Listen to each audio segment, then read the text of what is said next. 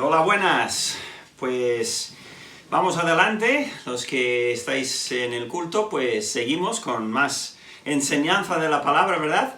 Y los que empiezan ahora mismo con el vídeo solo del mensaje, pues vamos al libro de Marcos y vamos a seguir en el capítulo 3, capítulo que iniciamos en la semana pasada.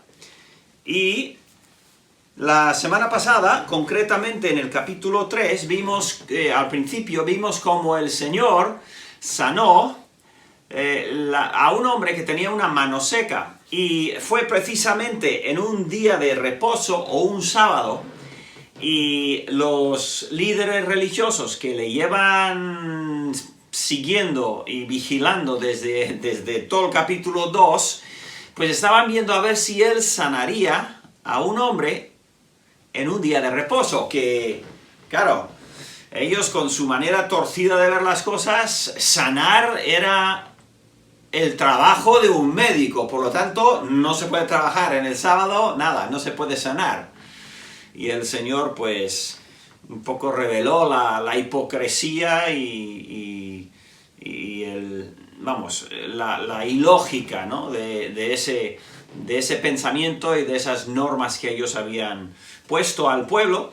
Entonces, le sanó. Los fariseos, al final del pasaje, fueron y entraron a hablar con los herodianos, que eran dos grupos políticos, unos muy conservadores, muy religiosos, y otros nada religiosos, muy seculares, polos opuestos en lo que es el panorama político, pero para esto se juntaron, para hacer oposición al Señor Jesús. Bien, ahora el Señor se retira, y vamos a empezar con el versículo 7. Dice: mas Jesús se retiró al mar con sus discípulos. Entonces, de donde ellos estaban, pues el Señor pues parece que no quería armar más argumento con ellos, más discusión, y se retiró hacia la costa. Ellos estaban muy cerca, pero se fue, yo diría, hasta la orilla, ¿no? Y le siguió gran multitud de Galilea y de Judea. Ahora, yo voy a subir una imagen que creo que estará aquí, pondrá por aquí, será un mapa, y muchos ya conocéis el mapa de Israel, y vais a poder ver dos aguas grandes, dos lagos. El de arriba es el lago de Galilea, es donde se está, en la punta de arriba del lago de Galilea, es donde está sucediendo lo que pasa en este pasaje. Pero nos va a explicar Marcos la fama repentina y enorme que había empezado a tener el Señor Jesús. Dice, como digo, y le siguió gran multitud de Galilea. Galilea es el mar. ¿A qué se refiere? Se refiere a toda la zona alrededor del mar de Galilea, especialmente la que está hacia el lado oeste. Toda esa zona, los pueblos, había muchos pueblos, y venían miles de personas para escucharle y ver los milagros y seguirle a Jesús. Y luego dice, y de Judea. ¿Judea dónde es? Bueno, en el mapa, yo me voy a liar intentando pensar al revés en el mapa que tenéis vosotros, pero bueno, en el mapa, si bajáis hacia abajo y hacia la izquierda, está Jerusalén, y entonces toda la zona de Judea está debajo de Jerusalén, en la parte inferior del mapa, al lado izquierdo, ¿bien? Dice, de Judea venían, está a 60, 70 y 80 kilómetros. Y venía la gente, claro, no venían en autovía. Ahora se puede hacer eso en 40 o 50 minutos, pero en aquel entonces, dice, de Jerusalén, Jerusalén, pues porque era ciudad, porque era la capital, pues en Jerusalén deberíais poder ver Jerusalén también en el mapa, aunque igual el mapa está en inglés, pero bueno, se nota, Si es que está en inglés, no me acuerdo, las palabras son muy parecidas, los nombres. Luego de Idumea, Idumea está la parte totalmente de abajo, es la parte de Edom, ¿eh? Todo lo que es la parte de abajo del mapa, venían desde ahí abajo. Del otro lado del Jordán, bien, el Jordán podéis ver el río que une los dos cuerpos de agua, Galilea y el Mar Muerto. Ese hilo que los une es el río Jordán. Al lado, según estáis mirando, al lado derecho, a ver, sí, al lado derecho, dice, desde el otro lado del Jordán se refiere a ese lado, el lado este del Jordán.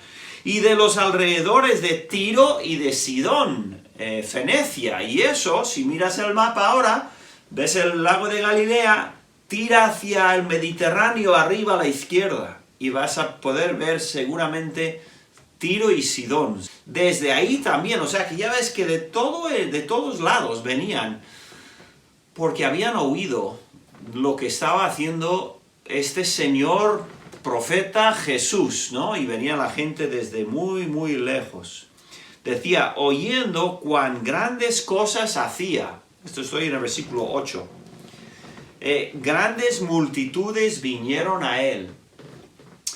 Mucha gente estaba acercándose al Señor Jesús y él tenía mucha fama muy rápido. En otros evangelios vemos como de vez en cuando el Señor decía, sabes que aquí hay demasiada gente, y él sabía por qué venían, lo hablaremos luego, pero la gente venía de todos lados y se formaban enormes grupos, y a veces había problemas de comida, y por eso en por lo menos 2 ocasiones dio de comer a miles de personas, ¿no? Entonces, en el versículo 9, dijo a sus discípulos que le tuviesen siempre lista la barca a causa del gentío, para que no le oprimiesen. Vale, entonces, curiosa estrategia que adoptó ahí el Señor. Había tanta gente, a ver, si estás rodeado de 20 personas o 30 personas, pues igual puedes hablar para que te oigan, igual incluso 100 personas también. Si se pone alrededor un circo más o menos bien organizado, igual te oyen 100. Pero cuando hay miles de personas y la gente llegando agolpándose al Señor, ¿cómo va a hablar él? ¿Cómo va a enseñarlo? Le van a oír los primeros 10 o 20 o 30 personas, y luego olvídalo, nadie va a escuchar nada. Entonces, ¿qué hizo? Pues empezó a enseñar desde una barca. Se metía en un barco, uno de los pescadores, Pedro, Juan, y ellos tenían barcas, y entonces dijo, tenerme una barca preparada y lista, porque cuando se agolpa la gente así, de vez en cuando, es que no merece la pena ni hablar. Entonces, salía a la barca y los hablaba desde el barco, como si fuera su plataforma, ¿no? Y así la gente, hombre, habrían niños y jóvenes igual en el agua, pero bueno, la mayoría de la gente estaría en la orilla, y entonces igual en una especie de concha, como tenemos aquí en Guipúzcoa, en Donosti, pues podría mucha gente estar casi a un lado, ¿no? En forma de estadio. Entonces, es una de las maneras en que él podía hablar a muchísimas personas. Otra era de que se pusieran en un campo y al arriba, igual en una piedra en alto, habían diferentes cosas, ¿no? Pero esta era una estrategia que él usó, y dice, a causa del gentío, ¿vale? Porque había tanta gente, para que no le oprimiesen. Y es que la gente le oprimía. ¿Por qué? Dice versículo 10, porque había sanado a muchos, de manera que por tocarle, cuantos tenían plagas caían sobre él. Aquí, ¿qué es lo que está pasando? Imagínate, la gente que llega de todo el país con sus enfermos. Me duele la muela, tengo el pie, tengo el tobillo, tengo un esguince de tobillo, estoy cojo, no oigo bien, me duele el cuello, tengo tortícolis, yo qué sé, cientos y cientos de personas con problemas viniendo ¿a quién? Todos a Jesús. A ver cómo se va a organizar eso. Van a estar toda la gente intentando meter y llegar hasta Jesús para poder tocar, aunque sea, porque parece ser que incluso tocándole era suficiente para que se sanasen. Y eso era un alboroto, eso era un caos, ¿no? Y entonces, pues él quería sanar a todos y los sanaba, pero de vez en cuando quería enseñar y dejar de sanar o sanar a todos y ya, vale. ¿Y cómo va a poder hablar con ellos? Pues el tema de la barca era una de las opciones que él tenía.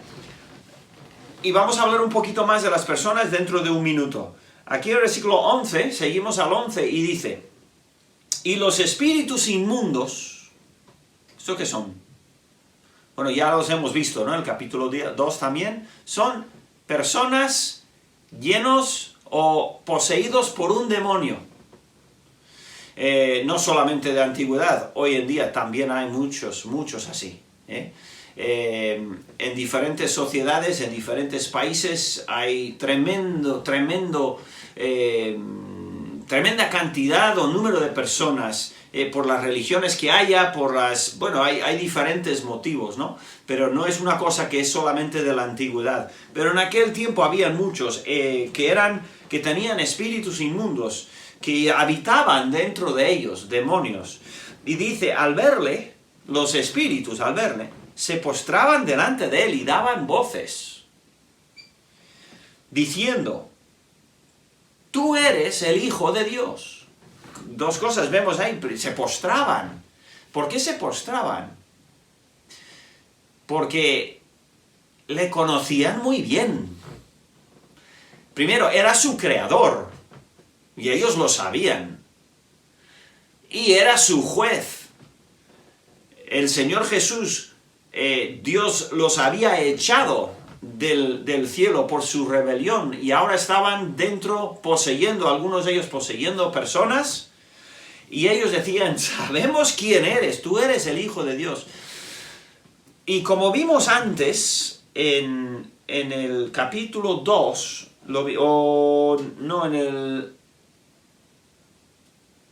ya no me acuerdo dónde fue, en el capítulo 1, el Señor no quería el testimonio de demonios, no quería para nada que ellos estuviesen clamando y hablando en voz alta acerca de quién era Él, ¿no? Él quería que su mensaje llegase a la gente a través de sus obras y de sus palabras, y no de los demonios. Y los demonios insistían y Él los hacía callar, Pero Marcos lo escribe porque eso es una prueba grandísima de la deidad de Cristo. Y Marcos, Pedro siendo el autor, esto tiene que quedar claro. Los demonios sabían muy bien quién era Jesús. Muchas veces los hombres no, o negaban, o pues insistían en que no era de Dios, era todo una mentira, una farsa, era un hipócrita, pero los demonios sabían muy bien quién era el Señor. Y el versículo 12, el último versículo para esta mañana, dice, mas Él les reprendía mucho para que no le descubriesen. Curioso conflicto aquí. Él podía haberlos callado así a la fuerza. Pero yo creo que también el Señor permitió que hubiese este conflicto y esta discusión, porque cualquier persona con dos dedos de frente, espiritualmente hablando, diría, a ver, ¿qué están diciendo? Están confirmando lo que el Señor mismo dice, que Él viene del Padre. Y era un testimonio que, si bien Jesús no quería que se extendiese, lo permitió en ese breve momento, y como dice muchas veces en otras partes de los evangelios, el que tenga oídos, para oír, oiga, ¿eh? Y cada uno que tuviese el privilegio, digamos, de escuchar a un demonio decir, ese es el Hijo de Dios, debería haber prestado atención, ¿verdad? Bueno, vamos a ver, para terminar, unas observaciones finales. La gente, en su mayoría, la gente quería curarse. Eso está bien, pero no he terminado. Querían curarse. No les importaba Jesús. Como persona, como Señor. No. Lo único que les interesaba, me duele el brazo, quiero que me lo cure. Y apartaré a quien sea para llegar a Jesús. Y cuando me cure ya me marcho ya, ¿no? Solo no querían al Señor, no querían conocer al Señor. ¿Se me entiende? No querían conocer al Señor, solo querían que le solucionara los problemas. Hay un versículo en Juan, en el Evangelio de Juan, capítulo 6, versículo 2, uno de varios que hay, pero he cogido este. Dice, y le seguía gran multitud, igual está diciendo lo mismo, pero porque veían las señales que hacía en los enfermos. Entonces, los enfermos venían para ser curados y todos los demás venían para ver cómo Jesús curaba a los enfermos. Y aquí, ¿quién ama al Señor? ¿Quién viene porque quieren al Señor y desean estar en su presencia y quieren escuchar su enseñanza? No tantos, no tantos. De vez en cuando el Señor daba un mensaje de esos muy duros, muy claros, entre ceja y ceja. Y se le iban multitudes de personas que se cansaban, ¿no? Y ellos no querían oír esos mensajes duros. Pero sus discípulos decían, a nosotros nos quedamos contigo, Señor. ¿Quién más tiene las palabras de vida? Tú eres nuestro Señor. Ellos sí que tenían un amor por Él, por su persona. No eran perfectos, pero sí que había un grupo de personas, más allá de los discípulos, de los 12 también, 11 digamos, porque Judas nunca amó al Señor. Pero había un grupo que sí buscaban intimidad con el Señor, pero la gran mayoría no. Y yo me pregunto hoy en día, quizás tú eres una persona interesada en el Señor Jesús, te pregunto por qué. O igual eres creyente incluso. Y yo creo que un creyente, como creyentes, podemos también ser culpables de solo querer al Señor porque nos puede solucionar los problemas, porque nos puede contestar las oraciones y hacer la vida más fácil o más sencilla. O incluso vamos al Señor porque nos ofrece la salvación. Hombre, nuestra gran necesidad, nuestra mayor necesidad, es de salvación, es verdad. Pero Dios quiere más que solamente nuestra gratitud por salvación.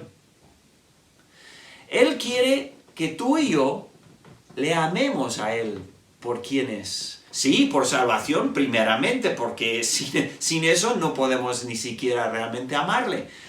Pero después Él quiere que disfrutemos de estar con el Señor, de caminar con Él. Recuerda, lo primero que hizo el Señor o casi lo único que sabemos del Señor en el huerto del Edén era de que caminaba con Adán y Eva. Quería tener esa relación con Él. Y entonces, terminando entonces, ¿cuál es tu interés por el Señor Jesús? ¿Solo que te cure los males y te solucione los problemas y te saque de tus apuros? ¿O has llegado a decir y a creer, o a pensar o sentir, ¿sabes qué? El Señor es tan bueno, yo solamente quiero estar con Él. Aunque no me quite los males, aunque no me solucione todos los problemas en que me he metido, aunque no me cure de todo yo aún así quiero estar con Él. Quiero pasar tiempo con Él.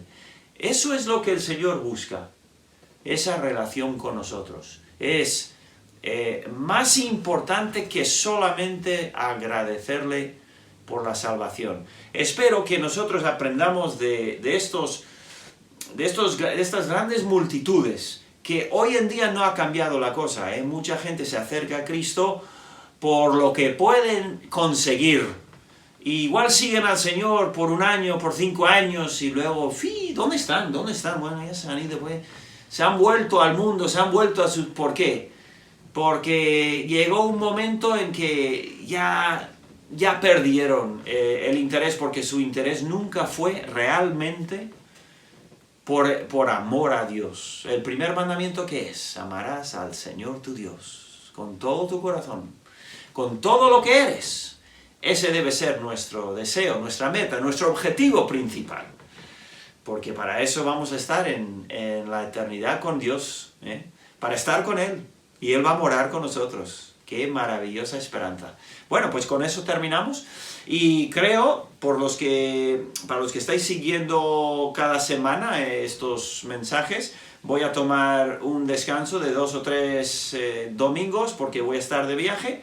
Retomaremos, Dios mediante, el siguiente pasaje en la próxima vez que vuelva a grabar estos mensajes. Bien, que Dios os bendiga. Agur.